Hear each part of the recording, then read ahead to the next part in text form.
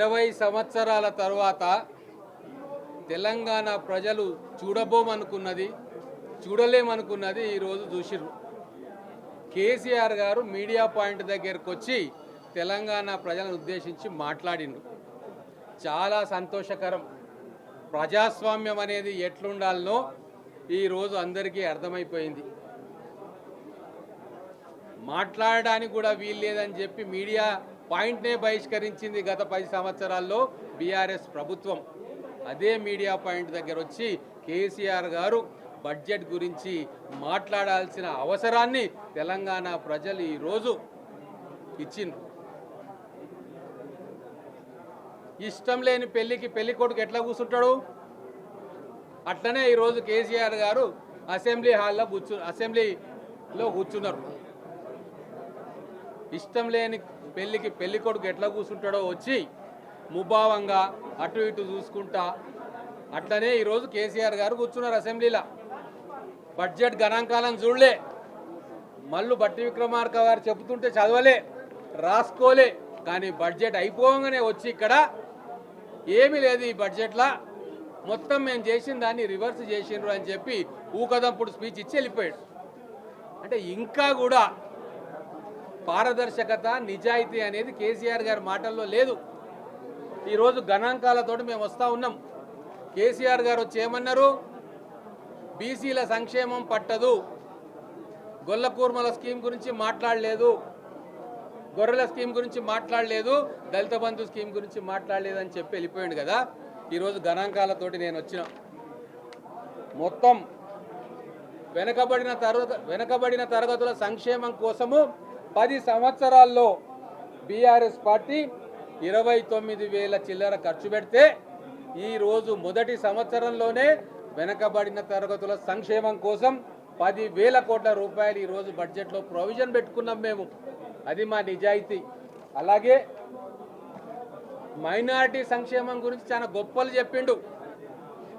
కానీ 10 సంవత్సరాల్లో వారు ఖర్చు పెట్టింది 11,000 కోట్లు మాత్రమే. కానీ ఈరోజు మేము బడ్జెట్లో పెట్టుకున్నది మొదటి సంవత్సరంలో 3,000 కోట్ల రూపాయలు. దళిత బంధు గురించి ఆయన్నే అన్నాడు, మొత్తం ఎమ్మెల్యేలు కమిషన్లు తింటున్నారు కదా అని. మరి కమిషన్లు తినే కార్యక్రమానికి కాంగ్రెస్ ప్రభుత్వం ఎందుకు చేయూతనిస్తుంది? ఈరోజు దళితులు కావచ్చు, గిరిజనులు కావచ్చు, మైనారిటీలు కావచ్చు, వెనుకబడిన తరగతులు కావచ్చు, అందరికీ కూడా మా 6 గ్యారంటీల ద్వారా ప్రతి ఇంటికి వాళ్ళకు ఉపయోగపడే పథకము, ఎటువంటి కమిషన్లు లేకుండా, మధ్యవర్తులు దళారులు లేకుండా చేరవేసేయడానికి నిధులను కేటాయించుకున్న మీ బడ్జెట్ ద్వారా దాదాపుగా 47,000 కోట్ల రూపాయలను ఈ బడ్జెట్ ద్వారా మా సంక్షేమ పథకాల కోసం కేటాయించుకుంటా ఉన్నాం. రైతు భరోసా, చేయూత, ఇందిరమ్మ ఇండ్లు, మహాలక్ష్మి, గృహజ్యోతి పథకము, రాజీవ్ ఆరోగ్యశ్రీ, ఇలా ఒక్కొక్క పథకానికి ఇప్పటిదాకా ఎంత ఖర్చు పెట్టినామో, మిగతా నెలల్లో ఎంత ఖర్చు పెట్టబోతా ఉన్నాము అని స్పష్టంగా పారదర్శకంగా మా కాంగ్రెస్ ప్రభుత్వము మల్లు భట్టి విక్రమార్క గారు, మా ఆర్థిక శాఖ మంత్రి, తెలంగాణ ప్రజల ముందు ఉంచినాం. తెరిచిన పుస్తకంలాగా ఈరోజు మా బడ్జెట్ ఉంది.